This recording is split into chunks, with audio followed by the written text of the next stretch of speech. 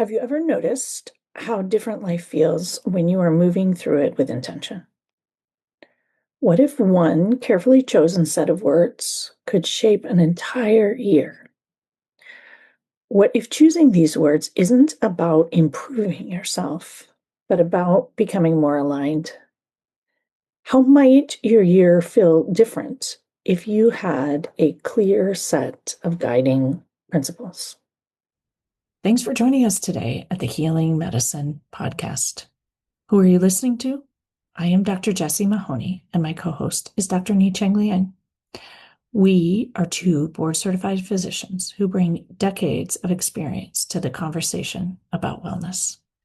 If you crave more ease and aspire to rediscover your love for medicine and life, one mindful step at a time, you are in the right place.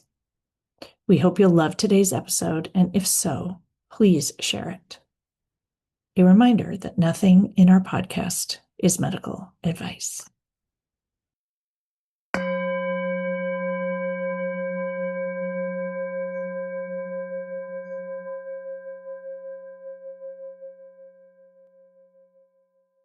Welcome to today's episode, The Practice of Choosing Intention Words. This is our annual episode that we share around choosing words because it is one of the most valuable and life-changing practices that I and we have ever adopted. And so in this episode, I'm going to share not just the why, but the how this process is different from choosing a goal, and how it's different than choosing one word for the year, which is a practice that many people do. And a nudge to listen to some of the prior healing medicine podcasts on this topic as reference. Episode 169, Setting Yourself Up for Success with Words. Episode 110, Why Intentions Are Better Than Goals. Episode 111, Setting Intentions is a Powerful Practice. And episode 230, Refine Your Vision of Yourself with this powerful tool. So choosing intentions is actually science-based. When we set an intention, we give our brain something to filter our life through. It's like setting a GPS. And without something to focus on, our brains naturally drift towards negativity and threats. We focus on the negative. So simply naming an intention keeps us from focusing on the negative. It also releases dopamine and acetylcholine, both of which increase motivation and focus, even before you've chosen any words. Then the process is also somewhat science-based and certainly experience-based, as we have both been practicing this process over the last 6 years or so. So each year we have refined the process through our own personal choices and seeing how the words shape our year and doing an end-of-year reflection and working through the process with many others as well. And one of the things that I think is so important about this process is precision. And it's important, the words that you choose, and choosing words that aren't actually where you'd like to end up can lead you to end up somewhere that you do not want to end up. And so this is a process that, in my opinion, is best done with support and best done over time, not urgently, with time to reflect and to consider and to try things on and potentially even to change. And it isn't something that needs to be done in December. It can be done in January. I encourage you to take time to work through the process. And sometimes we know what our words are, and sometimes it takes a lot of time. And for me, interestingly, it took a lot of time this year. And my process turned out to be a little bit different than it has been in the past. So to start with a brief reorientation to the idea of intentions versus goals. And again, I encourage you to go back and listen to episode 110, Why Intentions Are Better Than Goals. And the key distinctions, these words are not resolutions. They're not goals because goals are outcome focused and external. And very often the goal is out of your control. It's the process that's in your control. And intentions shape how you move through your life. They're like the attitude or the approach, the tone and energy that you're going to choose to help you navigate the world. I like to think of them as ways to help you make decisions. They work at the identity and the nervous system level. A resolution does not work at the identity and the nervous system level, which is why it's not as effective, and neither is a goal. And so when you set that intention, you are helping yourself define what kind of a person you want to be, what kind of nervous system you want to bring to your year.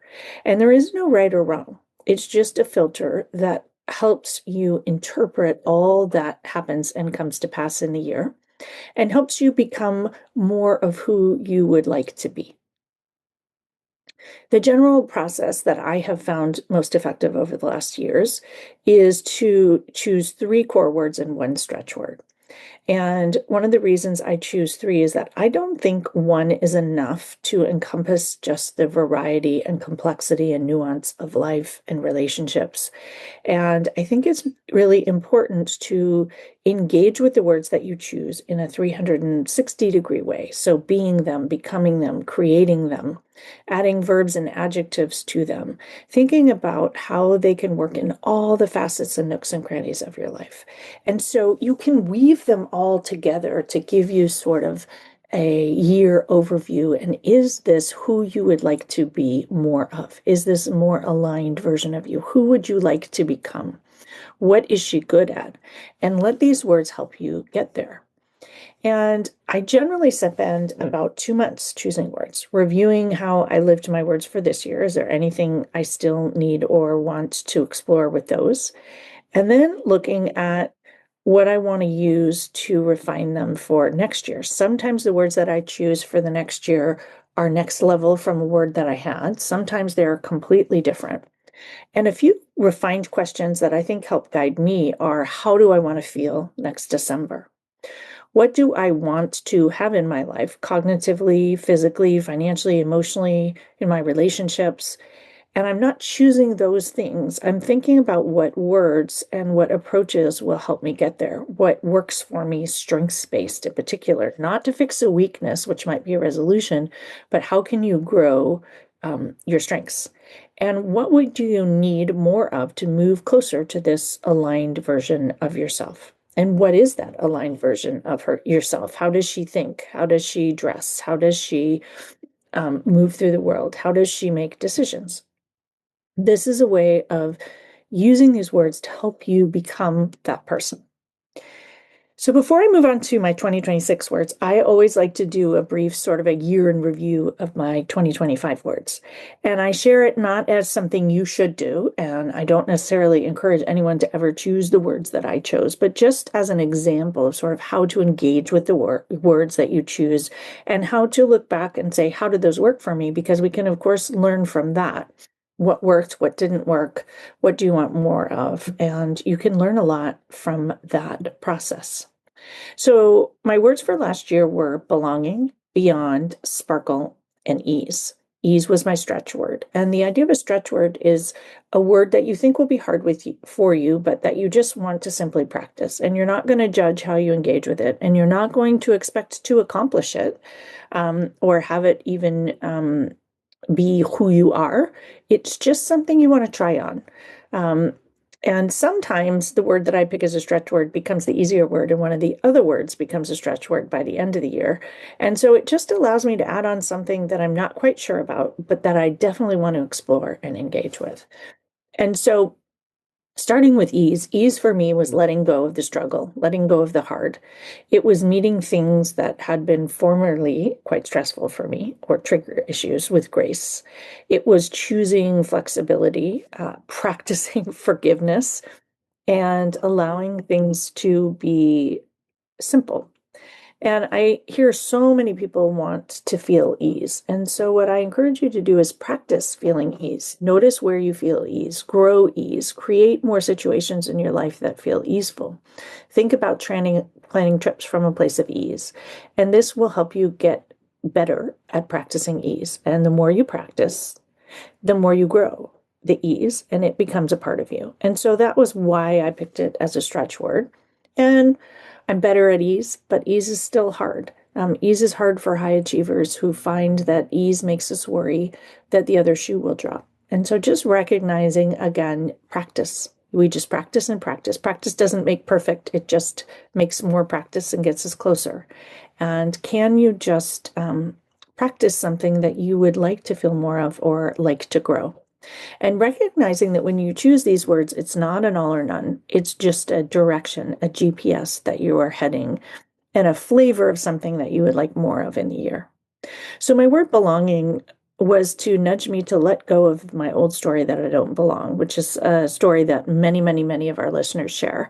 And I was working to believe that I belonged anywhere, at any table, or on any stage, and that I wanted to stop scanning for differences or reasons that I don't fit or do less of it.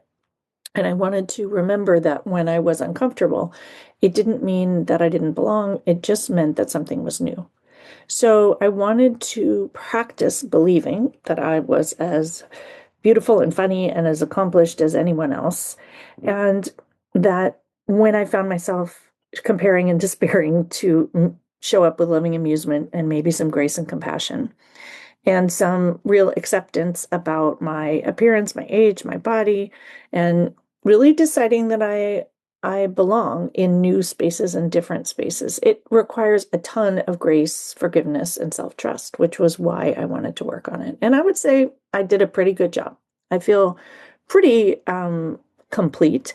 If you think about much of the growth in my speaking business and doing a TED Talk, and I actually built deeper connections at the advanced coaching to help other people feel like they belonged.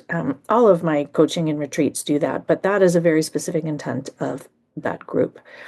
The next word that I chose last year was beyond, and it was the idea of moving past old limits and outdated stories and moving beyond my worries about money and struggle and beliefs that things won't work and caring what other people think or over caring what other people think, and moving beyond sort of previous visions of myself. And helping others go beyond what their visions of themselves were. And other words that I considered, and I bring this up because some of them tie into my words for this year, were brave, big, stretch, and grow. None of those were quite right. I really loved the energy of beyond. And then the last word that I picked last year was sparkle. And that was really allowing myself to be seen and enjoying it and standing tall and proud and feeling light and alive and just being a little bit more visible and shiny, and recognizing that sparkling required both the bravery and the belonging, and that was definitely beyond my comfort zone. And so often these words overlap and interplay. And how they turned out, I think, if you just look at touch points of the year, my year, I think you'll have an idea of what I mean by this as you're looking back potentially at your words, for those of you who've been working with me for a long time, and as you're thinking about words for next year. So I gave a TED Talk this year. That was certainly believing I belonged and beyond what I had envisioned for myself. And that dress I wore was my version of sparkling. It was not easeful, by the way.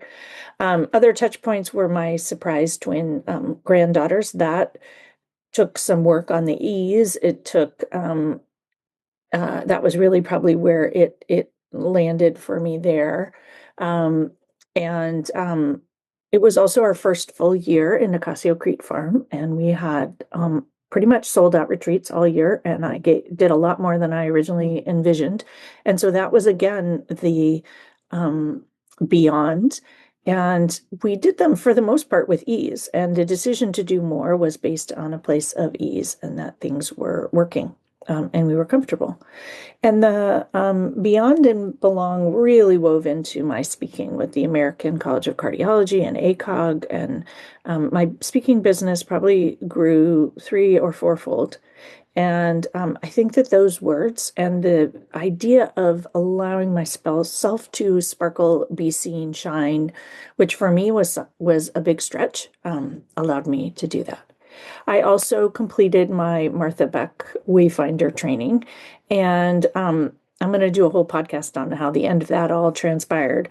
But there was a great bit of that was around ease, doing it on my own time and recognizing that completing it was actually more easeful than just procrastinating further.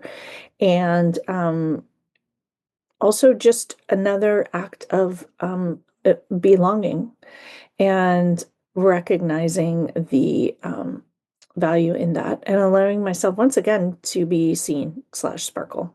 Sparkle has that kind of light energy, which is what I brought to all of the things that came up over the year.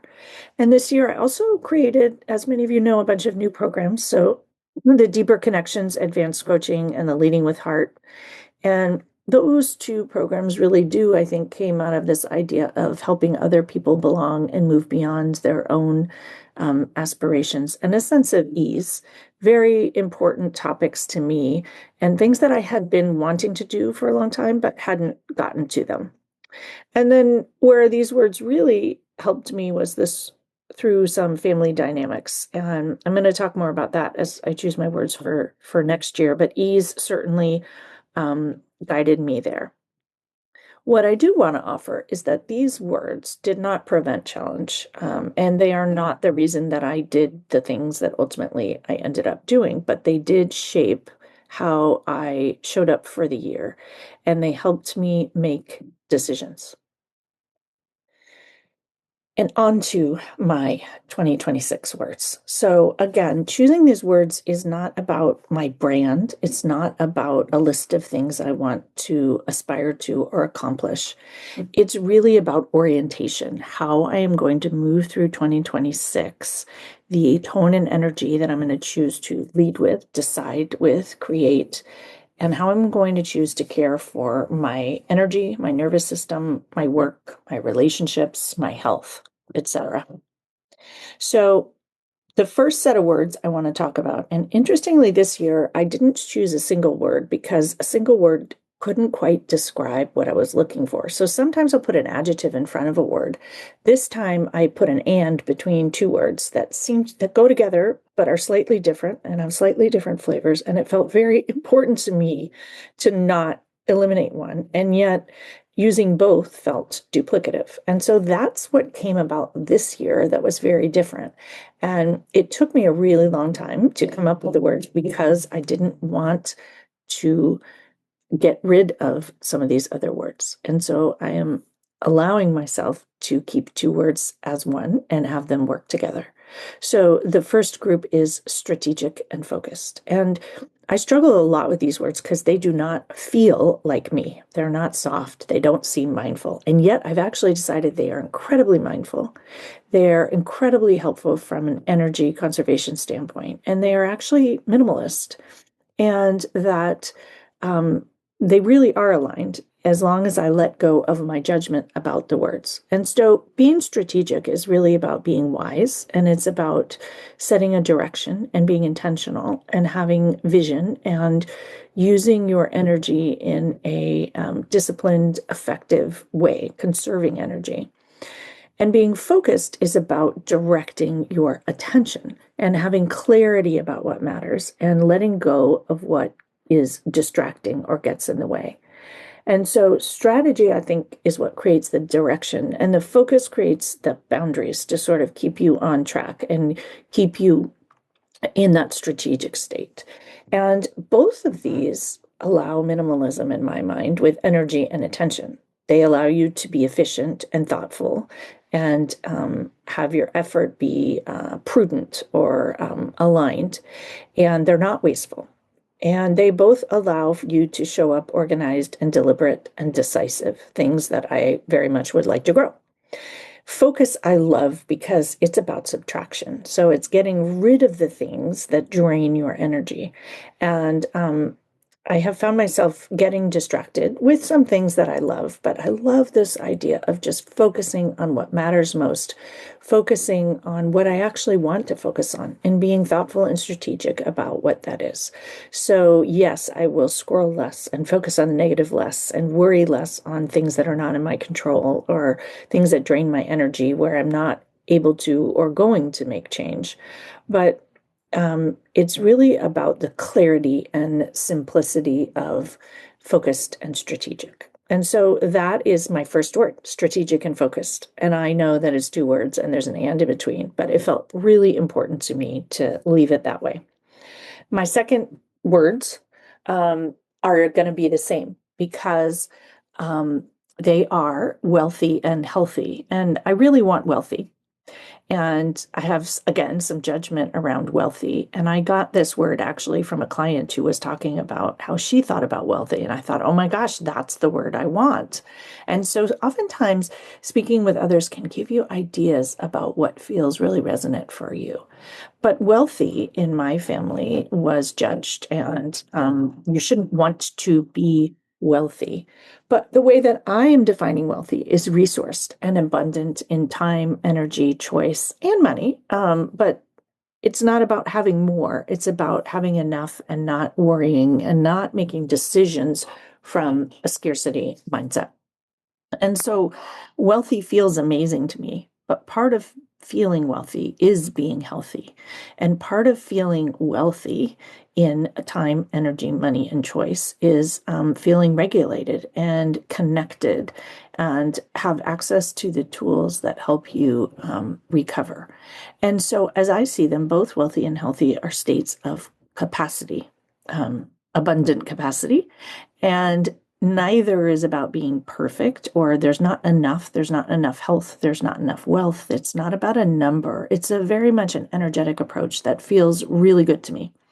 They feel like they are foundational ideas, not indulgent, but they allow you to design your life and your business and your relationships from a place that nourishes rather than drains or extracts. They are also amazing decision-making tools. What makes you feel wealthy? What makes you feel healthy?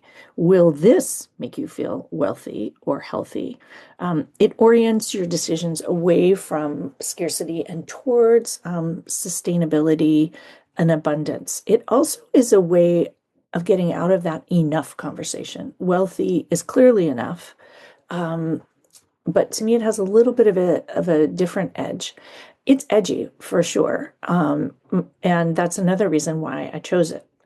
Several of the words this year are edgy. Being strategic and focused is edgy for a mindfulness yoga teacher like me. But I also aspire to that as a coach and an entrepreneur, and as a mom, and as a daughter, and as a partner. So the other words, so we have strategic and focused, and we have healthy and wealthy. The next one is also a combo, which is bold and brave. And I really wanted to choose bold, but bold, every time I engaged with it, did not feel complete. And so as I researched the words, which I always do, bold is about outward courage. Bold is the willingness to be seen and to speak up for what I believe in and to not hide. There's still that shine and sparkle component to it, but it's really, to me, very grounded and tall. There's a bit of elegant to it. And it's edgy. It's a little bit of a challenge for me. Brave is the inward courage, and brave is required to be bold. And it's about moving beyond the fear and the uncertainty and the judgment, which is still there. But I feel like together, being bold and brave is who I'd like to be. So together, they are courage with integrity. And that is why I chose both. And interestingly, it's like maybe I should have chosen integrity, but energetically, that's not the right word. And so it's really thinking about, okay, well, what do bold and brave look like? They are no longer hedging or waiting for permission. They are allowing myself to be seen and using a clear and direct voice and putting myself once again, similarly to last year, in spaces that I didn't envision myself. I do think it may be attending to some projects that I've been thinking about for a long time. They're also bold and brave, and this may be the year that they show up. And I think it's also a nudge, and I hesitate to say this because it even makes me nervous, but it's an idea that I can allow the scale of my vision and what I want to bring through this work at Pause and Presence to be seen. And so I don't see it as fearlessness or not caring what people think. It's really about being values led and moving through um, aware and with integrity, honestly, and purposefully. So the last word, and I'm not sure which of these is a stretch word. So I want to offer to some of you that you may or may not know what your stretch word is. One of them is going to become a stretch word, clearly, but this one I just love. And the word is exquisite, and there's no and with this one. And this one took a lot of work. I came up originally with elegant. I came up with stunning, which I love, but stunning can also be negative. This is where you also want to be thoughtful and careful in choosing your words. So exquisite is where I landed. And exquisite means finely attuned, deeply felt, and intentionally chosen or carefully sought out. So there is a purposefulness, and yet it's also, in my mind, absolutely beautiful. Things that are exquisite, you appreciate them. They're gorgeous, they're spectacular, they're stunning. Um, they're not excessive, there's no urgency. And so, just this exquisite is a really powerful, beautiful word that I love the tone and energy of it. And I think that you can apply it to being a type of leader and being a type of parent and how you also approach things in life. And so this is one that I'm going to engage with a little bit more and to figure out how I want to show up. What does this exquisite mean? To me, it's also, I'm very much a minimalist. And so I do want to believe that the things that I choose feel exquisite, and the things that I bring to the world are exquisite, not volume, but very specific and carefully chosen, which is why I really love that word. So those are the words for the year. And I just want to honor that this year, they really took a lot more time than usual, and that's okay. But together, I think they form a really cool, maybe ecosystem. Bold and brave being the courage to be visible and honest, and strategic and focus, the wisdom to conserve and direct my energy, and wealthy and healthy, which is about capacity to lead and to live without betraying myself, and exquisite, refined, attuned, and appreciative. So I see it as maybe a regulated, values-based, high impact approach with a complete opportunity to explore these further. In years past, my choices have felt really complete and clean, and these choices need more exploration, and that's okay. So, takeaways from my portion of the episode are that choosing intention words is not about trying to control anything or be perfect. It's just about choosing a direction or an orientation, and that they help you use your brain and your nervous system for you strategically. There's no rules. There are invitations and ways to explore. And I encourage you to play with it, try it, see how it feels. And if you need more words or less words, or one word is the word that works for you, it's also fine. So I do encourage you to think about what kind of help you might need to choose the words. It's something that I do with almost all my one-on-one clients, and we touch on it in groups as well. It's incredibly powerful exercise. It's subtle work, but it is some of the most potent work that I see in coaching. So even while it seems a little fun and dabbling in game-like, it's actually one of the most powerful experiences and tools that you can engage with. So I thank you all so much for listening to today's episode. That I hope you learned something. And I believe that after I close out, we will have a second part of this episode from Ni Chang sharing her words and closing out the episode. So stay tuned for that, while leaving the option that that may not happen, as she has been struggling with a migraine and it may not work. And one of the things that we love about this podcast is we simply just make it work and share what we have to share when we feel like sharing it. Also, in case any of you have heard any noises above me, of course, I decided to record this when they were still finishing the solar on my house. The note, it is December 30th, has to be finished by tomorrow. And it's been an ongoing many-month project, which will make a great podcast at some point. But I apologize for any of the background noise if you noticed it. Hopefully you did not. It seems to be getting louder. I thank you all so much for listening. I wish you so much fun choosing your words. And if you want to reach out for coaching around word choice and really living your own life strategically focused, bold, and brave, um, and wealthy and healthy, or whatever feels aligned for you, please reach out. Nothing would make me happier. Another invitation to check out yoga. During yoga, I often explore words that I have chosen and ways of moving through the world, especially at the New Year's time, that can be really helpful. By the time this comes out, the New Year series will be complete, but all of the recorded classes will be on YouTube and you can enjoy them there. Thanks again so much for listening. I hope to see you this year ahead at Nicasio Creek Farm, giving a talk somewhere, coaching on Zoom, wherever. However, I would love to meet more of you in person. Nothing makes me happier. See you next week. Shout out to Jessie for acknowledging my humanity. I did have a migraine and I took the time it needed to recover, and I didn't feel compelled to record at that time. And it's been a few days and I'm feeling much better. So here I am sharing my intention words for 2026. I also thought it was quite important for me to share my words with you specifically because they bring a different flavor and perhaps even a different tempo than Jessie's words. I'd like to recap briefly. My words for 2024 were love, trust, and boundaries. Last year's words in 2025 were space, rest, and presence.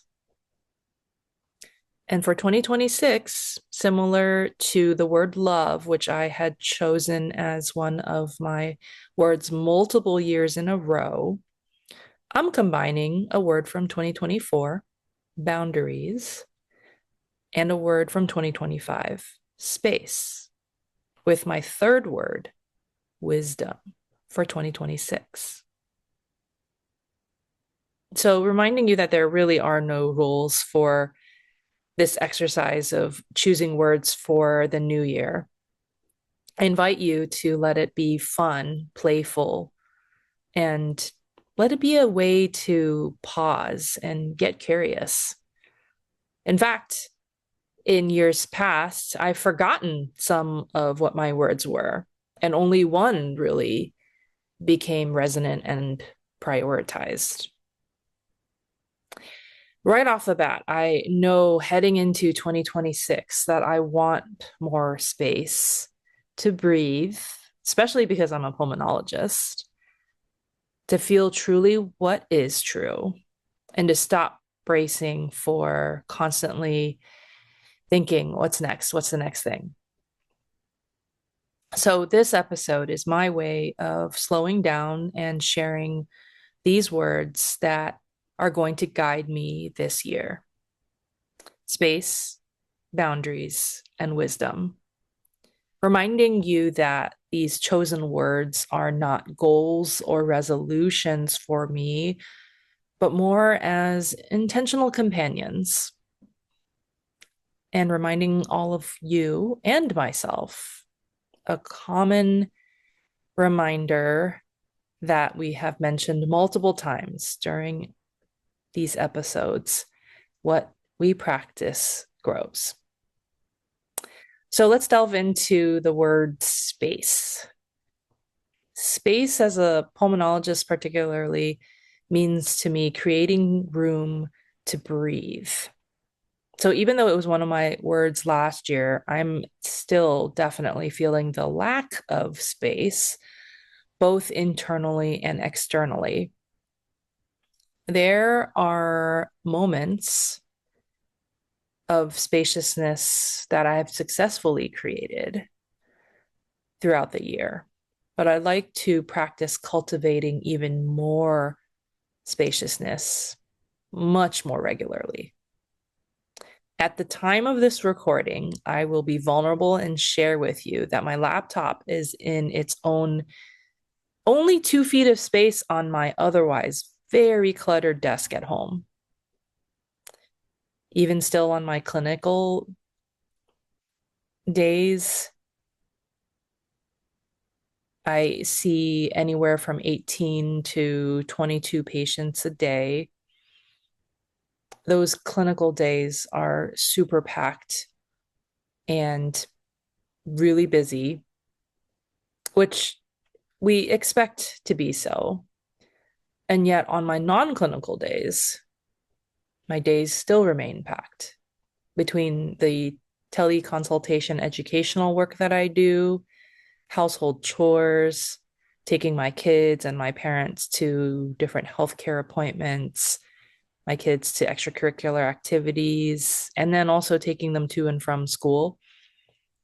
The day goes by really quickly with all of those different roles and obligations and tasks.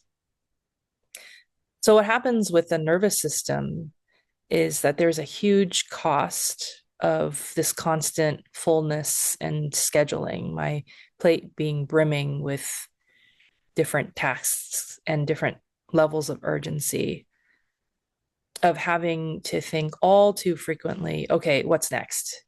Because really, what's next has already been outlined for me. So, going into 2026, I'm going to be intentional about creating more space. More space as something that I feel in the body. And I already know that I can achieve this because I feel it when I'm out in nature. So, akin to being in the expansiveness of nature, particularly when I'm hiking close by. I have mission trails, so I will be trying to hike more, perhaps exploring different trails that are a little bit farther, or paddling, but not necessarily paddling with my dragon boat team, because oftentimes that type of paddling is very structured and it needs to be in unison. And oftentimes we are in a pretty competitive mindset. But paddling perhaps on my stand-up paddle board or in an outrigger canoe at my own pace, not necessarily trying to strive for any sort of speed or distance, but really enjoying the time on the water. So I wanted to also reflect back and mention some areas where I have already created space. So since COVID, I guess one of the silver linings for me for COVID has been the consistency with exercise. I pretty much will move my body for 30 minutes most days of the week. I think my average number of days off is about 1 a week. And while it's exercise, I count it as space that I intentionally fill with movement, where I'm allowing my body to take up more space, to move through space, oftentimes in silence, which also helps me to create that sense of spaciousness, especially on my walks or hikes. For instance, between my morning and afternoon patients, I usually take a 15 to 20-minute walk at lunch. I actually take my lunch break and we'll go outside and do this for myself. I've also noticed this past year that I have had more space to do what I want, like watching movies or enjoyable TV shows and reading. But I definitely want to try to incorporate more leisurely reading of actual hard copy books. I've also been really enjoying collecting, maybe overly enjoying collecting. In particular, I had been an avid Labubu collector. And amongst that same company, different characters like Crybaby and Demus have been some of the things that I collect. And for those of you who don't know, they are either figurines or they're tiny plush that are more firm, and oftentimes there's a keychain attachment to them, so they can be like purse pendants. And most recently, I've delved into the rabbit hole of collecting Disney pins. In doing so, I've enjoyed the chase, the hunt of getting something that I've really wanted. And I've also forged new relationships, including friendships. In addition to doing more of what I want, including collecting, something else has been a more intentional sharing space with friends. So, my dear friends, Catherine and Kristen, shout out if you're listening, have regularly scheduled monthly meals where we get together and simply enjoy a meal together and catch up. Because we realized years ago that if we didn't do that, 3, 6, 9 months would pass without even having seen each other. And I definitely value their friendships, the sisterhood that we have from residency, now decades long. And I look forward to these monthly get togethers. And before we leave the meal, we will pull out our smartphones and schedule the next meal together so that it's already on our calendar. So, where I'd like to work on for space, particularly, is physical space. So, the downside of being a collector is that when you collect things, it takes up space. So, I would like to create more physical space in my home to physically declutter, to donate, to sell, and also be much more discerning in what I keep and what I choose to purchase. I'd like to have less stuff, not to be continually accruing more. I'd also like to prioritize having the space to try new activities like playing pickleball, and maybe even delving into finally taking swim lessons to be more proficient in swimming, because I cannot tread water for that long. I also would even love to try crocheting. And in fact, my eldest has picked up this interest, and hopefully, my eldest can teach me. And ultimately, I'd love to be intentional about creating the space for more regular self-care routines that work for me, like baths and pedicures and massages. All of those things do help me recharge, even if it's momentarily. And I enjoy those things very much. So I think not trying to drastically change all of a sudden into the new year, but like I mentioned before, having space, this word, be an intentional companion. Ways that I can be intentional about including space are to take more intentional pauses, having more scheduled, unscheduled white space, and also giving myself permission to leave something unfinished.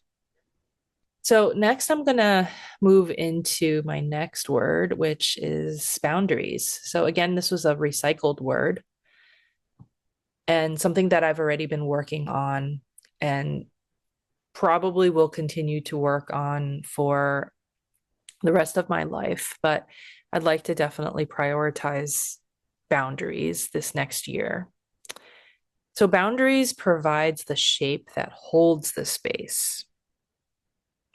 Boundaries are compassionate structures that sometimes need to be really firm walls.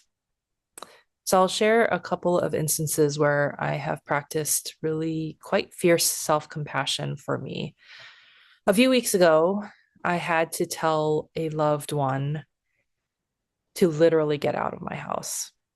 After multiple times of telling her to stop pushing food on my little one, to stop commenting on my little one's physique, because literally it was getting to the point where every single time she saw my little one, or every time we were sharing a meal, there would be something in relationship to commenting on her physique or saying, you need to eat more of this or you need to eat more of that.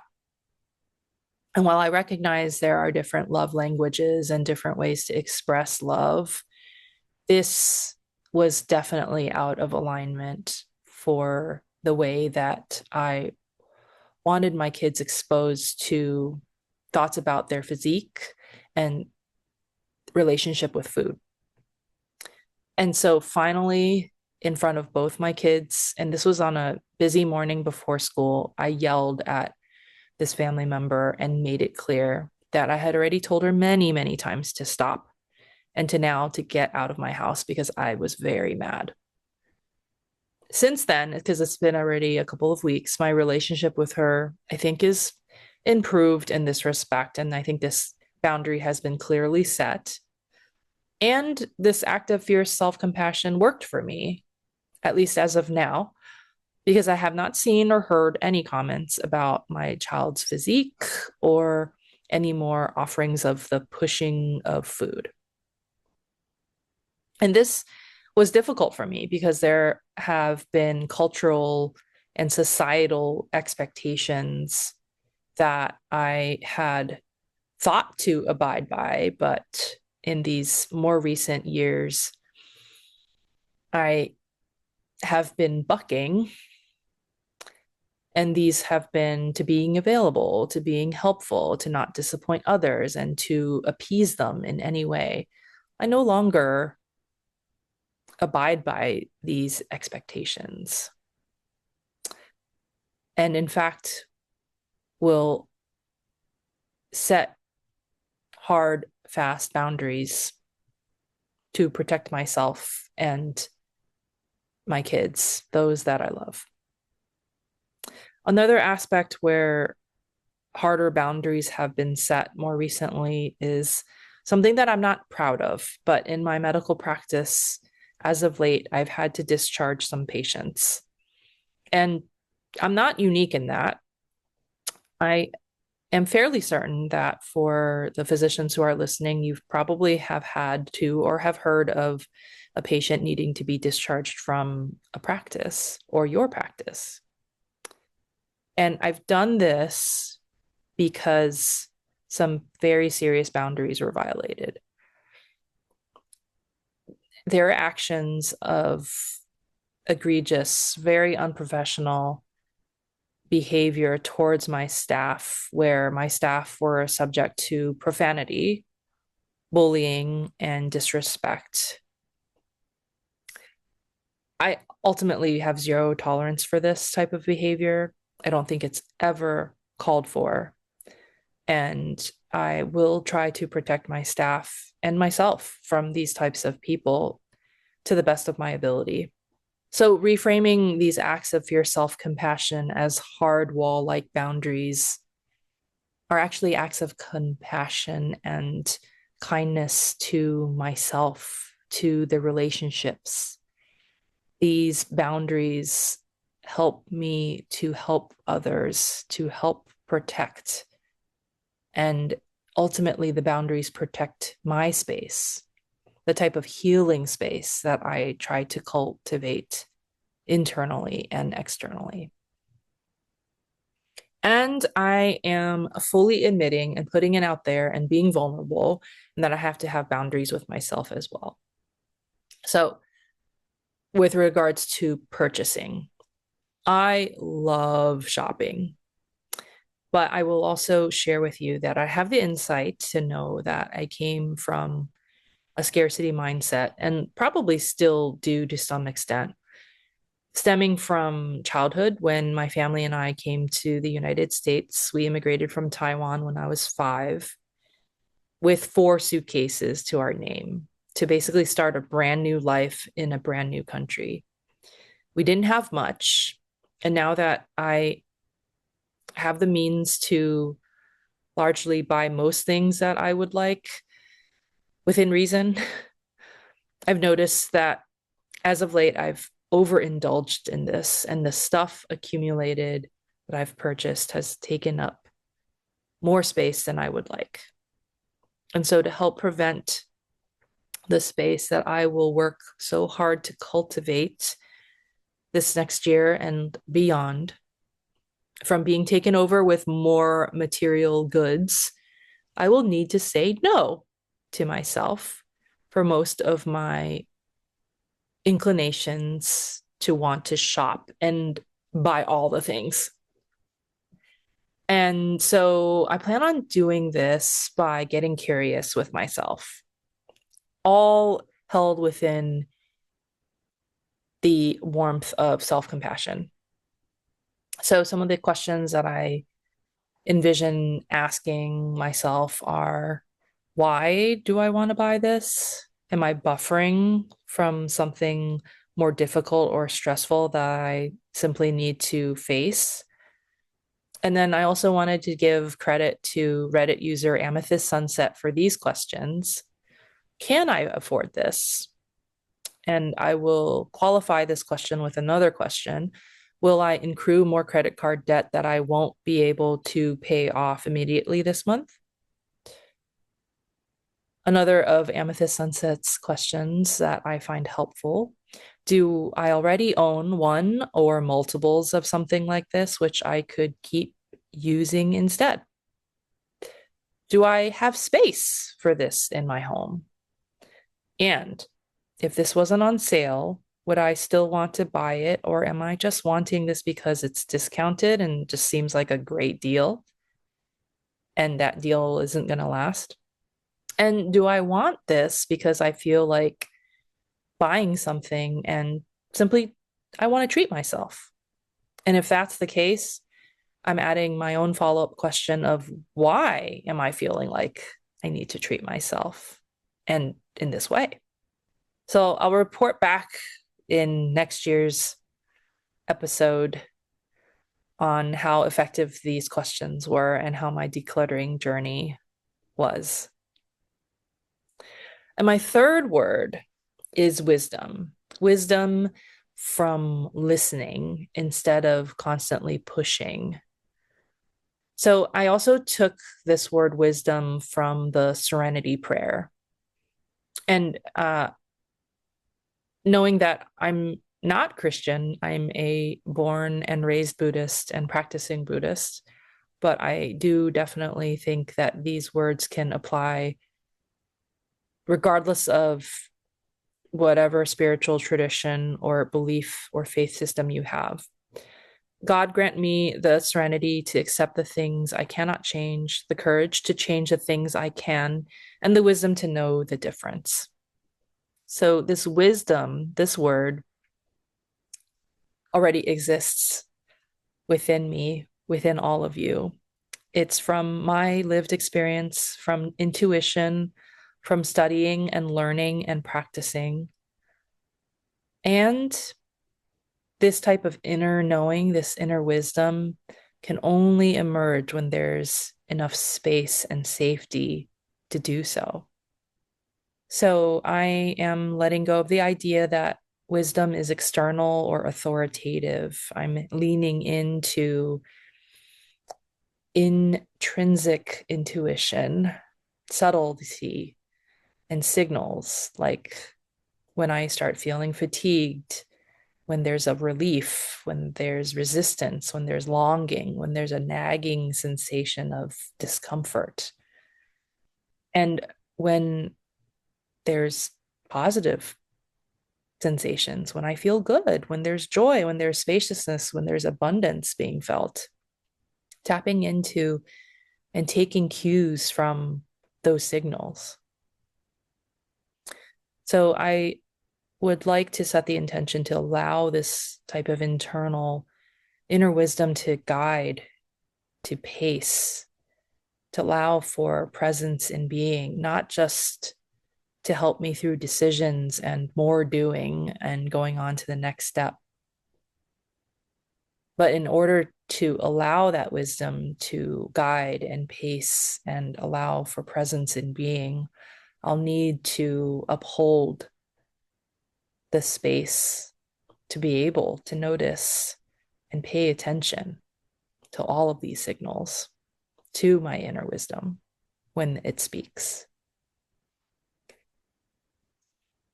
And I didn't plan for these words to work together. They kind of do. The space will allow me to hear myself. Boundaries will protect that space. And wisdom will naturally arise when both are present. So I'll be letting these words be my anchors rather than expectations or goals. These are my intentional companions moving into 2026. Giving myself the flexibility and freedom, though, to allow intentions to shift and change and evolve throughout the year. And so I'll leave you with some reflection questions using my intention words for 2026. Maybe you want to take one of my words and embrace it as your own. I invite you to do that. I don't own the copyright or trademark on any of these words. And I am cultivating an abundance mindset. So I think the more of you that would like to embrace, to cultivate space, boundaries, and wisdom, I think the better. Where in your life are you craving more space right now? What boundary might gently protect what feels most tender or important? What do you already know that you've been postponing listening to? Which word, space, boundaries, or wisdom, resonates most for you today? And what would it look like to move more slowly into this year? So moving into 2026, you absolutely don't have to have the year already planned out or figured out. You don't need to have a plan that makes sense to anyone else. You can give yourself the permission to begin quietly, to choose, and to choose fewer things, and to trust that your own inner wisdom will meet you as you need it and as you go.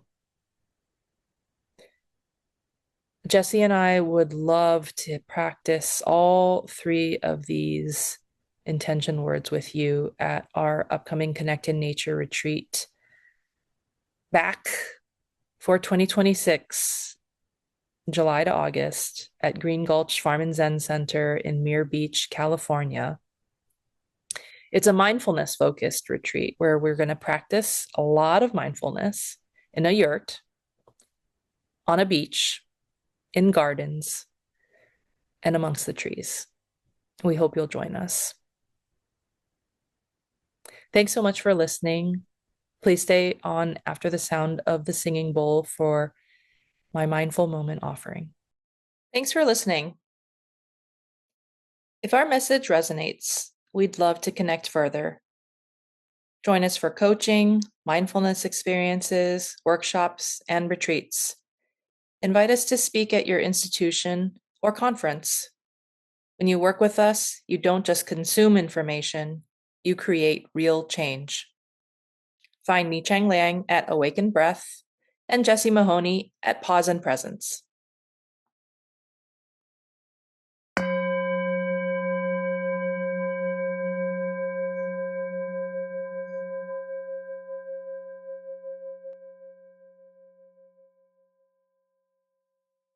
Thanks so much for joining me for this mindful moment offering. Inviting you to close your eyes or lower your gaze a few inches in front of you if it's safe for you to do so.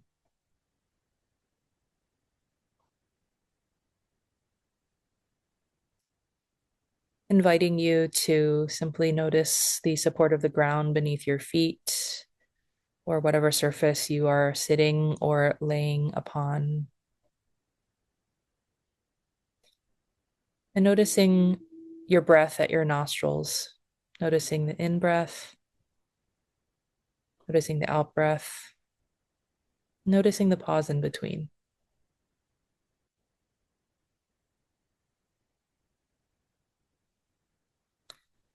And as thoughts, other body sensations, emotions capture your attention, inviting you to bring it back to your breath.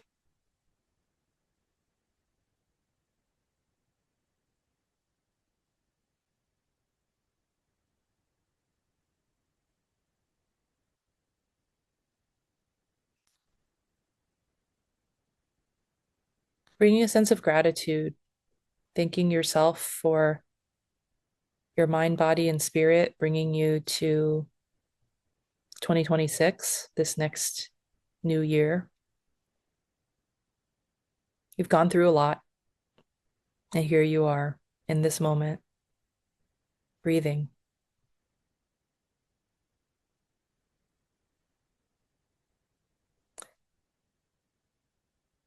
And reflecting back on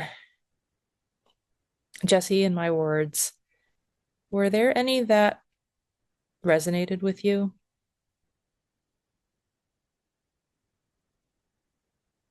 I just shared a bit about space, boundaries, and wisdom, inviting you to try any of those on for size as intentional companions moving into 2026. How does that feel? Maybe other words are capturing your attention, trying those on for size.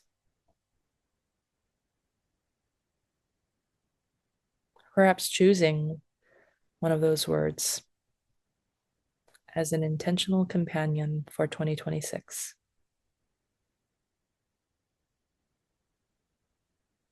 Recognizing at any point in time, you can change those words, you can drop those words. These are your words.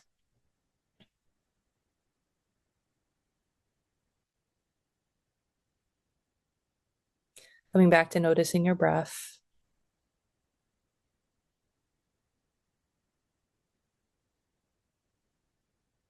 Noticing this breath and this next breath.